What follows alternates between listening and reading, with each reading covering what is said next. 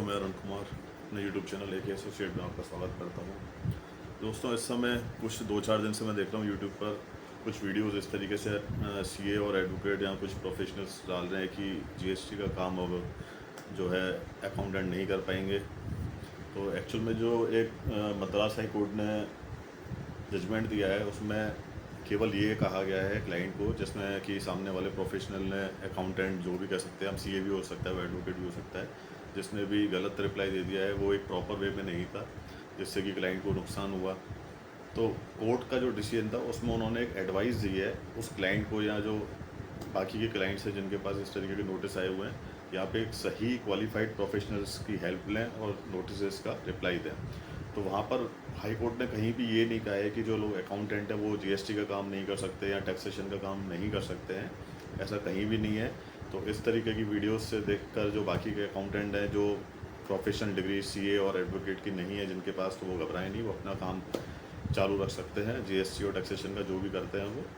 तो इसमें एक्चुअल में क्या है कि क्लाइंट्स को एक सजेशन दिया गया, एक एडवाइस है, जिसमें कि उनको बोला गया है कि आप जीएसटी का जो नोटिस का रिप्लाई दे रहे हैं वो किसी प्रोफेशनल या क्वालिफाइड पर्सन से लें।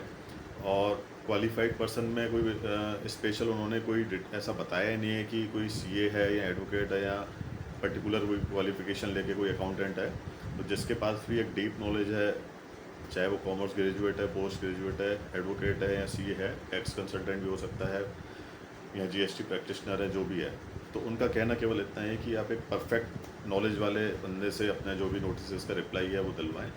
मैं क्लाइंट्स को भी ये कहना चाहूँगा कि उनके पास अगर कोई नोटिस आता है, चाहे वो जीएसटी का है, चाहे अदर फील्ड का है, टैक्सेशन का, इनकम टैक्स का, किसी का भी, तो वो लोग भी फ़ीस को कंपेयर ना करें कि कोई बंदा कम फीस ले रहा है तो आप उससे रिप्लाई दिलवा दे रहे हैं, चाहे वो सही नहीं है। तो उनका कोर्ट का कहना सही है। ऐसे जो डिपार्टमेंट है वो एक तरीके से इरीटेट होते हैं कि ये हम लोगों ने क्वेश्चन क्या किया है और उसका ये रिप्लाई आंसर क्या दे रहे हैं। तो इस वजह से ये मैटर जो है कोर्ट में जाते हैं और कोर्ट को भी इरीटेशन की वजह से इस तरीके के जजमेंट देने पड़ते हैं।